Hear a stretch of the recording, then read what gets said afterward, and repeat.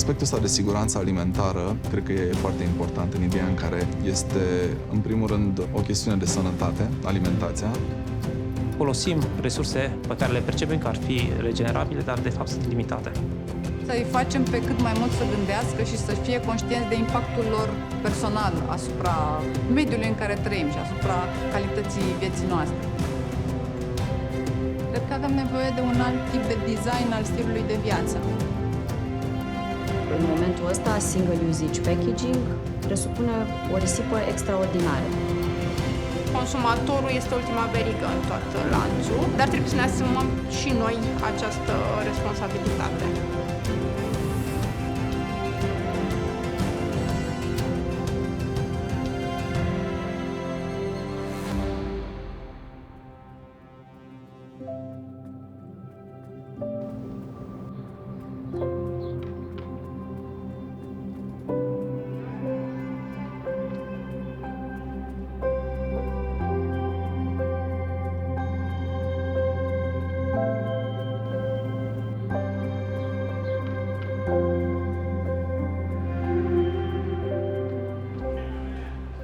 Aspectul ăsta de siguranță alimentară cred că e foarte important în ideea în care, înainte de pandemie, se închideau 7 ferme pe zi, cu o populație extrem de îmbătrânită în domeniu. Am ajuns a doua țară din Uniunea Europeană din punct de vedere al numărului de oi, avem 12 milioane, dar în același timp importăm și cel mai mult lapte. Importăm mai mult lapte la nivel de producție de brânzeturi decât producem în țară. Deci suntem într-o conjunctură în care nu prea le înțelegem și nu știm de ce. Accesul lor în supermarketuri e destul de redus, pentru că supermarketurile funcționează pe volum și predictibilitate. Ori asta e cumva în antiteză cu micul producător. Iar efectele sunt că avem 70% hrană importată în momentul ăsta și că farfuria noastră e mai lipsită de savoare și diversitate și gust local. Din nevoia absolută pentru a crea un astfel de sistem care să conecteze așa de repede producătorii cu consumatorii și așa a apărut Romo în 2020. Romo e un sistem de comercializare bazată pe Facebook care vrea să rezolve două nevoi. În primul rând, nevoia consumatorului de a avea acces la hrană de calitate, produsă etic și local, și nevoia producătorului de a-și vinde producția simplu, rapid și eficient. Se face un grup de Facebook pe care fiecare producător face câte o postare în care se prezintă și prezintă produsele ce are disponibil în săptămâna următoare, practic, unde specifică și modalitățile de plată, termenele de livrare și orice alte particularități ale acestui producător, după care clientul are posibilitatea să comande printr-un simplu comentariu unde menționează ce produse dorește, care e modalitatea de plată. Producătorii și consumatorii se întâlnesc. Practic, se onorează doar comenzile efectuate în avans. Unul dintre marile avantaje unui sistem de precomenzi este faptul că poți să ai prospețime maximă. Noi găzduim Romo în centrul nostru comercial de aproximativ un an de zile. Beneficiile de a avea acest proiect în cadrul centrului comercial vin în direcția în care combinăm cumva comerțul tradițional cu comerțul modern. Accesibilitatea pentru produsele locale poate fi făcută acolo unde clientul vine zi de zi la cumpărături.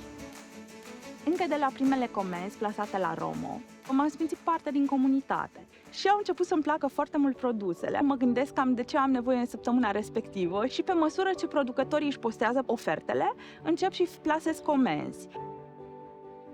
Apelez la această formă de aprovizionare pentru că au reușit să mențină standardul de calitate.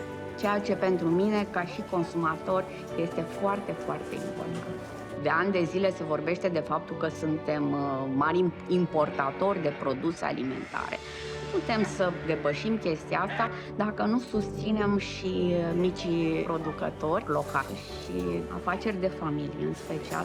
De multe ori oamenii ne întreabă de ce mai facem lucrul ăsta și eu o văd în primul rând ca pe o responsabilitate. Dacă bunicii noștri în perioada comunistă au reușit să țină oile și ascunse în pădure, au mai făcut și pușcărie pentru asta. Astăzi, când avem smart agriculture, avem tractoare inteligente și drone, ar fi, nu știu, o rușine pentru noi să nu putem să ducem mai departe neîntreruptă parte de oierit și de produse de brânzeturi.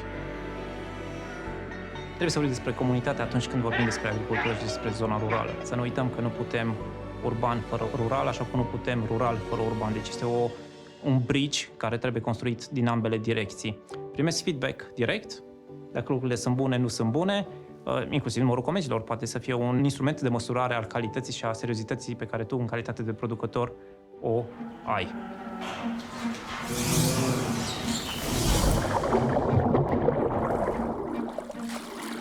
Susținem acel concept de pan to fork, adică cât mai proaspăt să ajungă cât mai repede în farfuria consumatorului final. Romo este cea mai scurtă cale de a atinge acest scop. Peștii noștri sunt vii dimineața, da? Și după masa deja ajung în bucătăriile clienților noștri. Această păsăvărie nu ar rezista dacă nu am avea produse premium. Nu am fi reușit cu o calitate slabă să ne aliniem produselor care vin din import cu un produs obișnuit, nu puteam să facem față. Agricultura este o cenușăreasă a economiei, însă este atât de prost plătită hrana, pentru că nu înțelegem exact legătura noastră cu pământul și cu viața noastră prin hrană, așa că foarte mulți tineri renunță să mai producă și se pierd foarte repede generații întregi de cunoștințe agricole, se pierd într-o singură generație. Misiunea și obiectivele Romo este și de a schimba cumva concepția legată de meseria de agricultor, de producător local. Cumva să aducem să readucem de fapt noblețea acestei meserii. Trebuie ca tinerii să vadă că această meserie poate să fie bănoasă, accesibilă și respectată. Eu o văd în primul rând un câștig pentru comunitate, sunt un foarte bun exemplu pentru că oferă perspectiva reușitei unei afaceri, unui mod de viață. Producătorii mici și mijlocii sunt cei care sunt cei mai capabili să asigure diversitate locală în ceea ce privește specii și rase de plante și animale. Ei sunt și cei care sunt implicați și sunt păstrători ai practicilor tradiționale, care de foarte multe ori sunt prietenoase cu mediul. Și sigur, asta duce la o agrobiodiversitate mai bogată. Ajută plantele, ajută polenizatorii, ajută animalele, și pe urmă, bineînțeles, și pe noi, că beneficiem de un mediu mai curat și mai rezilient. Noi suntem niște visători, într-un fel. Visători care vrem să schimbăm lumea. Ne dăm seama că sistemul global de producție a hranei nu merge bine și impactul nu e pozitiv asupra mediului. Vrem să lăsăm ceva bun în urmă și să creăm un model de producție agricolă care nu doar produce hrană, dar în același timp regenerează solul, adică crește fertilitatea naturală a solului. Asta înseamnă o moștenire pentru generațiile viitoare, pentru că momentan agricultura convențională lasă o moștenire de degradare. La Sur și Suflet practicăm agricultură regenerativă organică. Abordarea noastră e să regenerăm solul și să creștem fertilitatea naturală a solului și să nu-l degradăm. Cultivăm undeva la 50 de varietăți de legume pe un an întreg. Asta înseamnă că în fiecare săptămână avem undeva la minim 10 varietăți de legume. Livrăm legume de sezon, proaspete, culese uneori chiar în ziua aia sau cel mult în ziua dinainte, care ajung la clienți în câteva ore. Cred că împărtășim aceeași cultură cu ei, o cultură de bun simț, de etică, de grijă și față de noi, și față de ei, și față de natură. Am devenit mai responsabilă și prefer să cumpăr produse proaspete în fiecare săptămână, astfel nici nu se strică și mă gândesc și la omul din spate care a muncit pentru respectivele produse. Însă, sincer, fiind atât de gustoase, nici nu rezistă prea mult.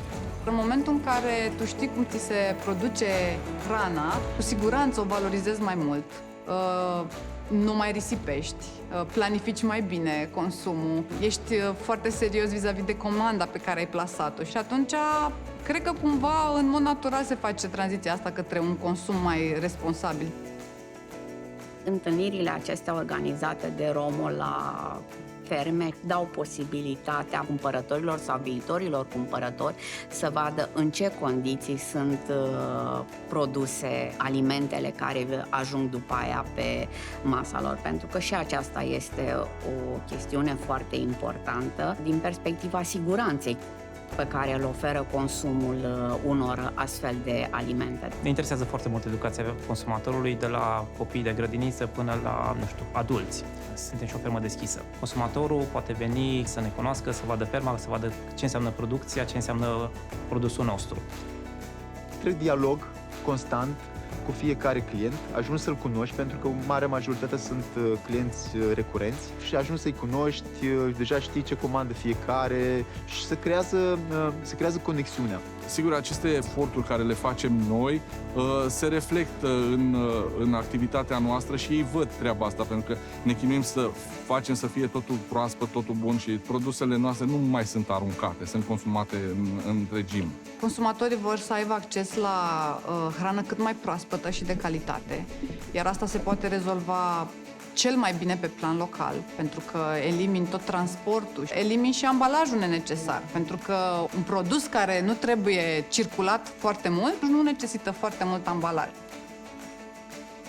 Pentru noi e important să existe sustenabilitate în momentul în care avem o viziune și ne păstrăm viziunea, pentru că e vorba despre viitor.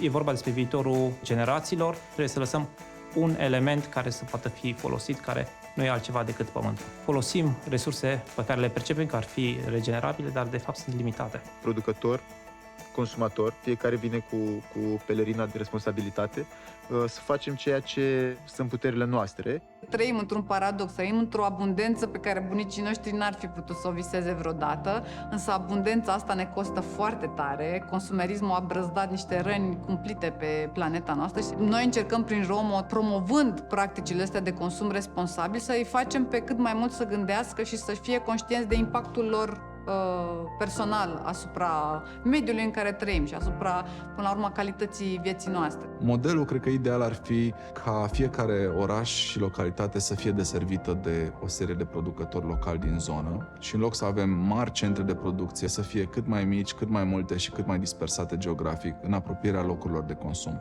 În felul ăsta, multe din problemele inerente ale sistemului actual cred că ar putea fi rezolvate.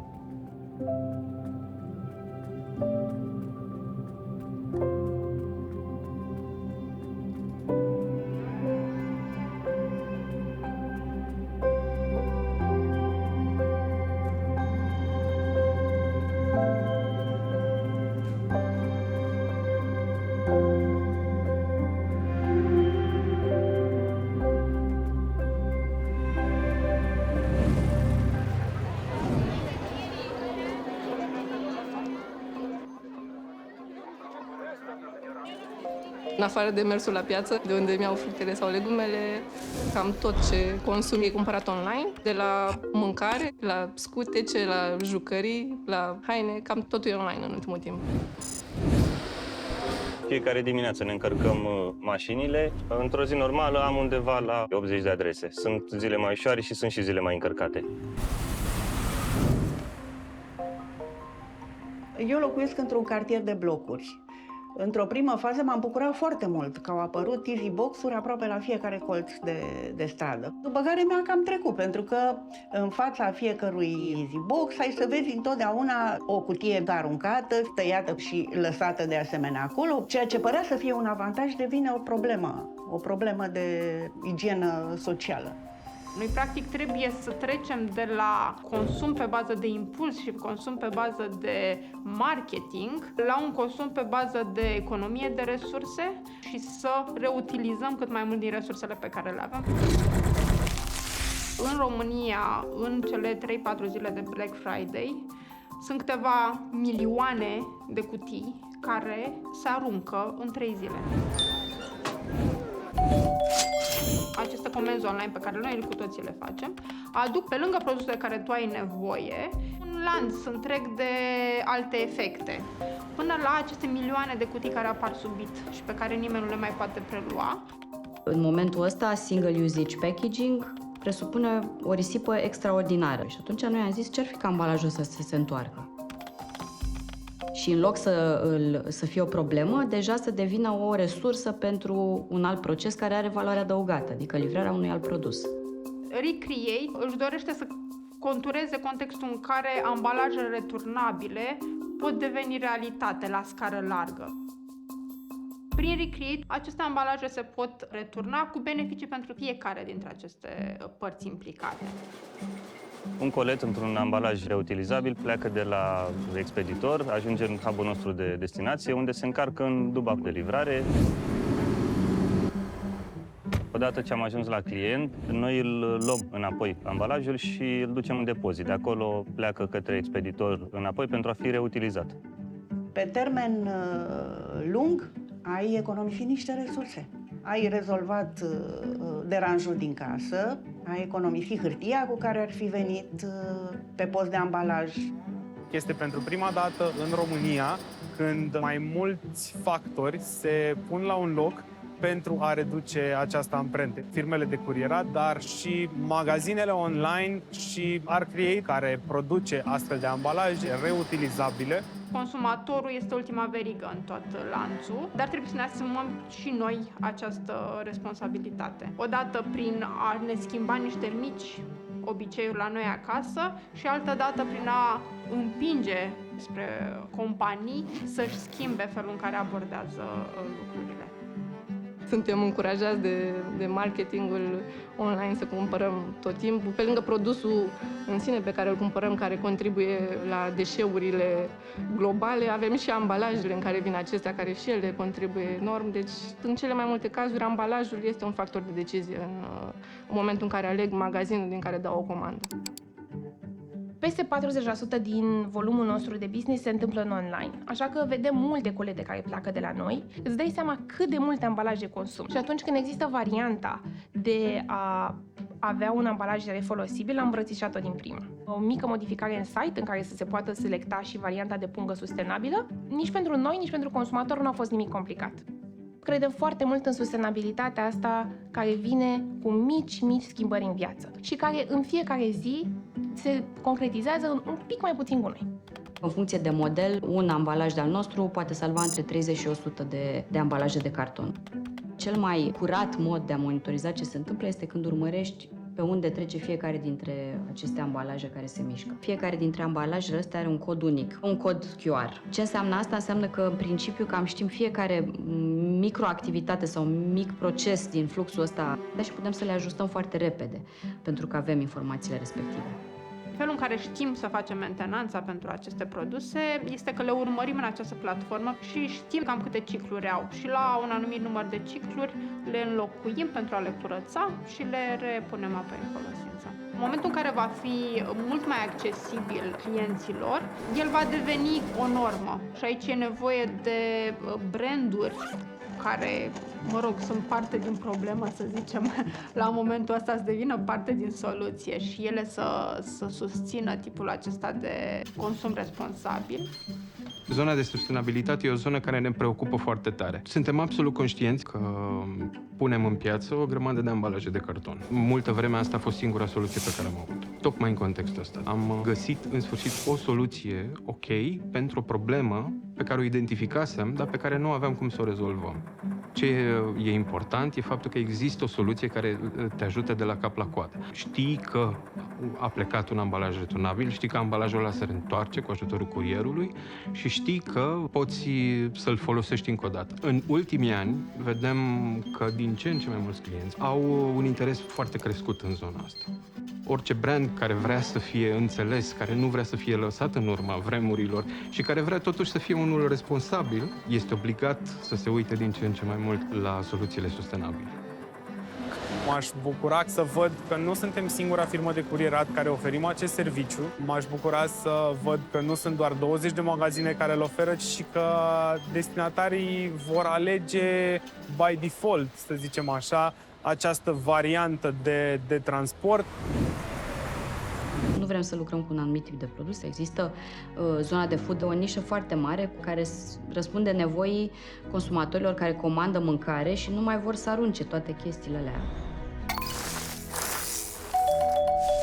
Promisiunea magazinului este că tot ceea ce un client cumpără de la noi nu are de ce să ajungă la coșul de gunoi. Și asta înseamnă că toate produsele pe care noi le avem sunt fie vrac, deci oamenii pot să vină cu recipientele lor, fie produsele noastre vin în ambalaje circulare, pe care noi le primim înapoi și le retrimitem producătorilor pentru a fi le folosite, fie vin în ambalaje compostabile. Deci nimic din ceea ce pleacă din acest magazin nu are de ce să ajungă la gunoi. Deșeurile pe care noi le producem și impactul ecologic pe care noi îl avem prin stilul nostru de viață generează foarte, foarte multă suferință pentru celelalte specii, pentru generațiile următoare și pentru noi în prezent, fără să fim conștienți de asta. Cred că avem nevoie de un alt tip de design al stilului de viață. Viața noastră sau rutina obișnuită a zilelor noastre din prezent are impact foarte negativ și asupra noastră și asupra mediului. Și e nevoie să facem un redesign al acestui stil de viață, plecând de la ce consumăm, cum consumăm, de unde vin aceste produse. Dezvoltarea și lifestyle-ul viitorului va implica responsabilitate. Fiecare dintre noi trebuie să începem să practicăm ceea ce cerem altora. Cifrele ne arată că în România există o creștere a comerțului electronic și va exista în continuare, pentru că noi venim din urmă față de alte țări. Cu ce cred că putem influența mai bine lucrurile este să ne gândim cum am putea să susținem această creștere a nevoii de transport prin mijloace alternative.